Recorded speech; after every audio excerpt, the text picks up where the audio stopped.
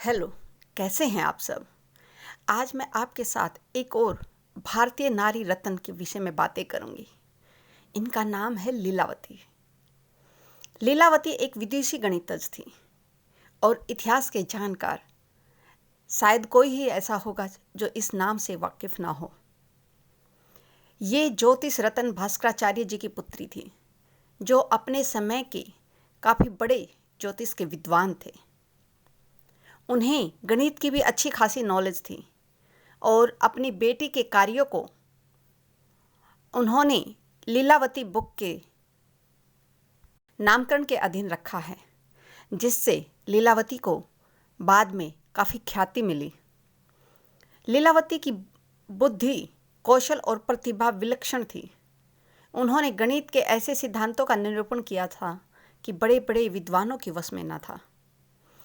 भास्कराचार्य जी ने ज्योतिष गणना से अनुमान लगाया था कि लीलावती अपने विवाह के कुछ समय के बाद ही विधवा हो जाएगी, और पिता ने ज्योतिष के बल पर पूरी कोशिश की कि वो एक ऐसा लगन शादी का मुहूर्त निकालेंगे कि उनकी बेटी को यह वियोग न झेलना पड़े। उन्होंने कोशिश भी की कि कैसे वो अपनी बेटी को विधवा योग के भय से दूर रख सके। उन्होंने पूरा अनुमान लगाया और अपनी ज्योतिष प्रकाष्ठा के तहत वह मुहूर्त भी निकाला, और ऐसे ही लीलावती के विवाह का दिन आ पहुंचा। उस लगन का सही समय जानने के लिए जल घड़ी का सहारा लिया गया।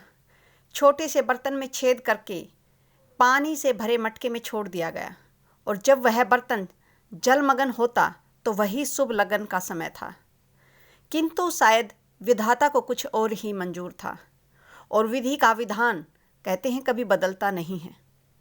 श्रृंगार और आभूषणों से सजी धजी लीलावती अपने मन से व्याकुल और कौतूहलवश उस जलपात्र की तरफ झांकती है, और जब वह उस जलपात्र की तरफ झांकती हैं तो अनजाने में उनके आभूषण का एक छोटा सा मोती टूटकर उस पात्र में गिरता है, और वह मोती जहाँ पर उस पात्र के अंदर छिद्र था वहाँ पर जाकर ठहर जाता है, जिसके कारण उस पात्र के अंदर और अधिक पानी आने का रास्ता बंद हो जाता है और उस पात्र को डूबने में देरी हो जाती है, जिसके कारण विवाह का जो शुभ मुहूर्त था वह निकल जाता है।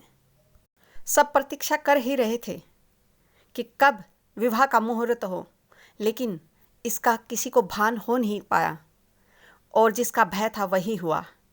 लीलावती का विवाह अशुभ लगन में हुआ, और कोमलांगी बालिका लीलावती असमय विधवा हो गई। पिता ने अपनी पुत्री का धैर्य बंधाया। हालांकि इनके पिता काफ़ी टूट चुके थे।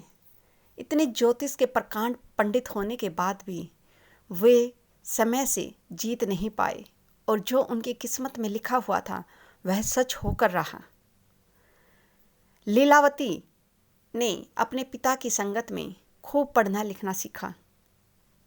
उन्हें गणित का बहुत अधिक ज्ञान हुआ, और अपने इसी ज्ञान को उन्होंने पुस्तक का रूप दिया, जिसे भास्कराचार्य जी ने लीलावती का नाम दिया, जिसमें अंक गणित, बीज गणित और ज्योतिष के काफ़ी चैप्टर्स दिए गए हैं। और इसी बुक का जो अंक गणित का भाग है उसे लीलावती नाम दिया गया। भास्कराचार्य जी अपनी पुत्री के दुख दर्द को देख नहीं सकते थे, इसलिए उन्होंने लीलावती के दुख को ग्रंथों के अनमोल ज्ञान में भुला दिया। उन्होंने अपना संपूर्ण पांडित्य अपनी पुत्री को सौंप दिया, और लीलावती की जो शेष आयु थी वो पठन पाठन में ही बीती।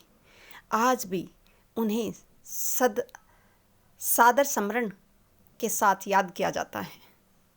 धन्य हो जिस देश में ऐसी महान विभूतियाँ पैदा हुई हैं। आई होप इस महान विभूति की ये स्टोरी आपको ज़रूर पसंद आई होगी, एंड थैंक्स फॉर लाइकिंग।